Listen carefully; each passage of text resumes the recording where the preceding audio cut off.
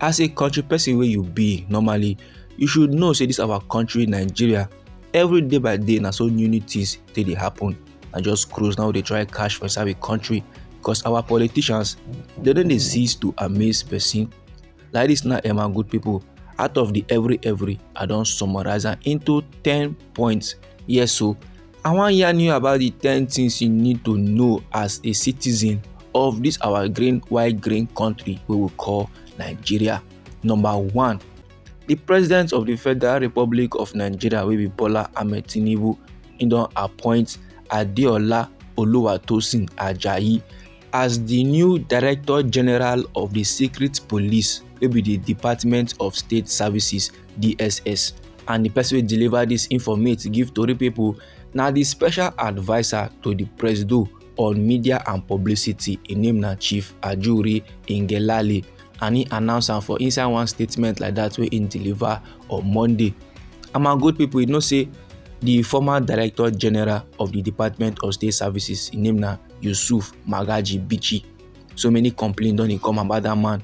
Say the way im take dey lead the DSS, e no make sense. Under im watch, under im supervision, the DSS operatives they don dey act like touts. They don dey do things and things wey no make sense, wey no dey law abiding. So as our President Bola Ahmed Tinubu come change the man, many country people dey happy for inside the country, while some come dey yarn say last im don put im brother.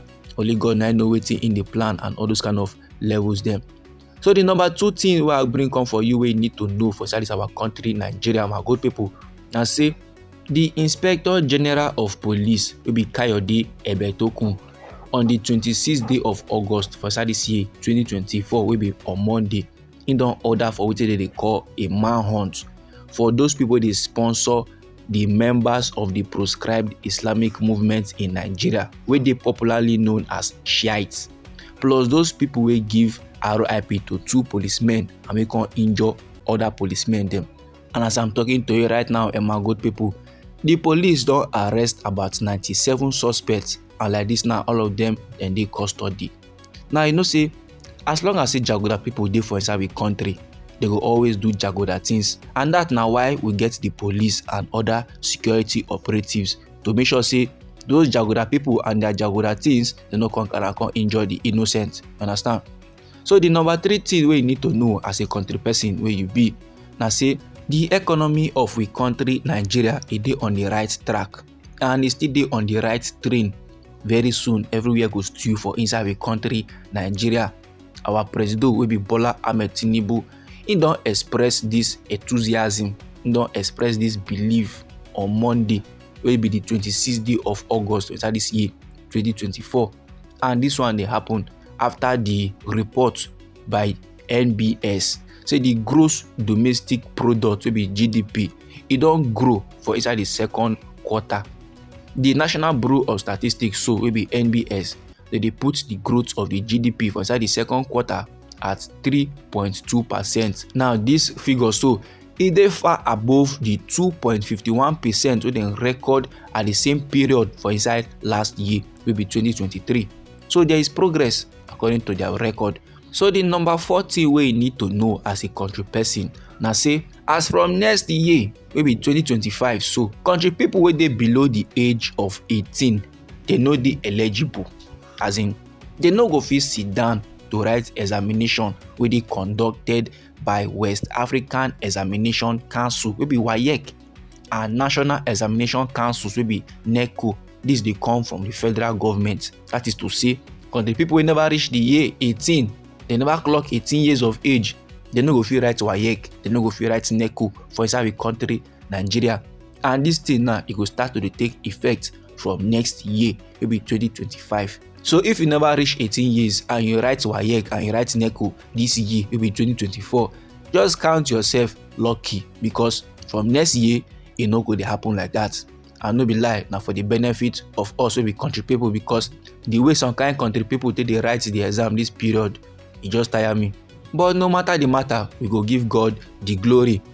Now the number 5 thing wey you need to know for inside the country as a country person, na say the Nigerian Association of Resident Doctors on Monday, they don commence, they don start a 7-day warning strike to push for the rescue of a Kaduna-based doctor wey dey go by the name Dr. Ganiyat Popola, and this person so dem kidnap am for inside last year December.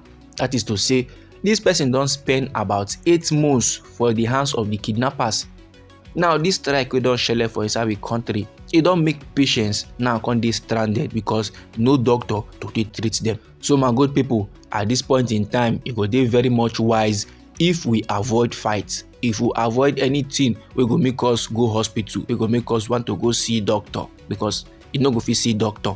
Now the number 6 thing wey you need to know as a country person na say the police on Monday they don arraign Shafiu Tota, he na media aide to former Sokoto state governor wey be Aminu Tambuwa, for allegedly defaming the Sokoto state governor wey be Ahmed Aliyu. And this particular suspect, my good people, was allegedly accused of spreading unlawful media content, and the police now they don detain am on the 25th day of August for inside this year 2024 before im first arraignment for inside court on Monday.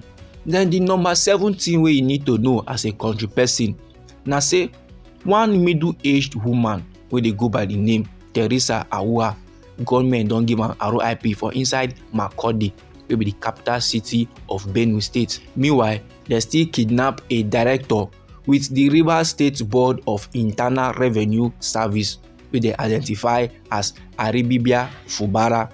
Now, according to people dey stay for the area, they say the government they no collect anything from the woman as they just give am RIP, and so dem tuama, and so they run comot. This na the insecurity challenges wey country people dey cry about for inside we country Nigeria.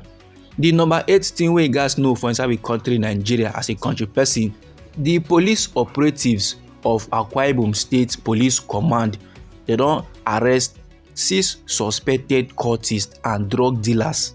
This arrest happen when the police command then raid one criminal hideout for inside Afaha Ifyong community for inside Insit Ibom local government area of the state. This informate dey inside one statement where the Akwa Ibom State Police Command Public Relations Officer wey be ASP Timfong John release on Monday. The number 8 thing we guys know as a country person be say some suspected kidnappers now don abduct a 300 level student of the Federal University of Agriculture, Abeokuta, Ogun State.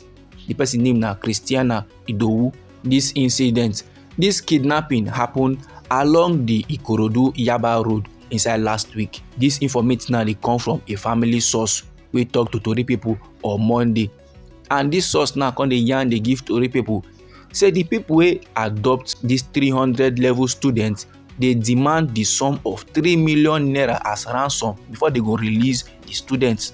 Now the last but not the least, the number 10 thing we guys know as a country person for inside we country Nigeria, now say the media rights agenda wey be MRA, they don condemn the continuous harassment and intimidation of journalists for inside we country Nigeria by security and law enforcement agencies. This information now dey inside one statement wey dem release on Monday, and you see this group so my good people, they express their concern over the recent cases of kidnappings, arbitrary arrests, adoptions, detention and other attacks on media professionals. Normally, my good people, this kind of level it no make sense at all. This organization so they come dey yarn say all these incidents, all this kind of news of adoptions and every other level, it dey pose a serious threat to media freedom and democracy for inside we country. And no be lie, my good people, this thing wey the federal government and security operatives they do, it dey go against democracy. It dey go against the fundamental rights of country people, and that's now our right to freedom of speech and freedom of assembly. So this, my good people, now the informate we as make a share give the general public. Anyhow the thing be for body, feel free make it drop am inside our comment section. Now we be Anointed Lady TV. Now they give on a legit information on the things and things wey dey happen for inside our nation Nigeria. So if you go like legit news, try make you subscribe to this channel and try make you put on the notification bell so that as we dey bring the news they come, now you go first get the updates and you go receive them sharp. I dey bring another interesting news for you, my good people. No go anywhere.